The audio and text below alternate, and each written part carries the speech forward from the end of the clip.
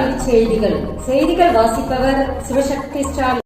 6, 9 மற்றும் 11ஆம் வகுப்புகளில் NCRF நடைமுறை. CBSE அறிவிப்பு. வரும் கல்வியாண்டு முதல் 6, 9 மற்றும் 11ஆம் வகுப்புகளில் சோதனை முறையில் தேசிய மதிப்பெண் கட்டமைப்பு NCRF நடைமுறைப்படுத்தப்படும் என மத்திய இடைநிலை கல்வி வாரியம் CBSE தெரிவித்துள்ளது.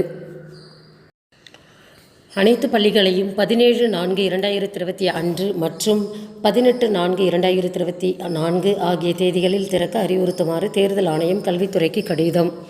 நடைபெறவிருக்கும் நாடாளுமன்ற தேர்தலுக்கான முன்னேற்பாடுகளை மேற்கொள்ள அனைத்து பள்ளிகளையும் 17 மற்றும் 18 ஆகிய தேதிகளில் திறக்க அறிவுறுத்துமாறு தேர்தல் ஆணையம் கல்வித்துறைக்கு கடிதம் எழுதியுள்ளது. மணற்கேணி செயலியை பயன்படுத்தி கற்றல் கற்பித்தல் செயல்பாட்டினை மேற்கொள்ள தொடக்கக்கல்வி இயக்குனர் உத்தரவு. தொடக்கக்கல்வி மணற்கேணி செயல் பயன்பாடு நடுநிலைப் பள்ளிகளிலும் பயில மாணவர்களின் கற்றல் செயல்பாடுகள் கணிதம் மற்றும் அறிவியல் பாடங்களுக்கான அனிமேஷன் வீடியோக்கள், ஆசிரியர்கள் கைபேசி, உயர் தொழில்நுட்ப கணினி ஆய்வகங்கள் மற்றும் திறன் வகுப்பறைகளில் மணற்கேணி செயலியை பயன்படுத்த வேண்டும் என பள்ளிக்கல்வித்துறை அறிவுறுத்தியுள்ளன. RTE admission. தனியார் பள்ளிகளில் 25% இடஒதுக்கீட்டில் மாணவர் சேர்க்கை அறிவிப்பு. குழந்தைகளுக்கான இலவச மற்றும் கட்டாய கல்வி உரிமை சட்டம் 2009 பிரிவு 12(1)C இதன்படி அனைத்து சிறுபான்மையற்ற தனியார் சுயநிதி பள்ளிகளில் வாய்ப்பு மறுக்கப்பட்ட மற்றும் நலிவடைந்த பிரிவினரின் குழந்தைகளுக்கு நுழைவுநிலை வகுப்பில் குறைந்தபட்சம் 25% இடஒதுக்கீடு வழங்கப்பட வேண்டும்.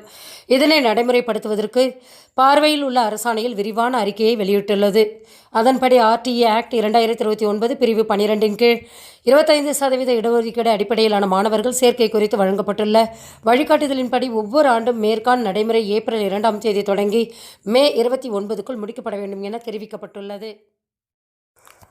இல்லம் தேடி கல்வி. தன்னார்வலர்கள் மாதிரி பள்ளி தூதுவர்களாக நியமனம். மாதிரி பள்ளிகள் என்பவை தமிழ்நாடு அரசு நடத்தும் உண்டு உறைவிட பள்ளிகள். இங்கு சிறந்த பயிற்சி அளித்து மாணவர்களை முக்கியமான கல்வி நிறுவனங்களில் சேர பல பயிற்சிகள் வழங்கப்படும். மாணவர்கள் IITயில் சேர்ந்துள்ளது குறிப்பிடத்தக்கது. அரசு பள்ளியில் படிக்கும் 9 மற்றும் 10ஆம் வகுப்பு மாணவர்களின் விவரம் தரப்படும்.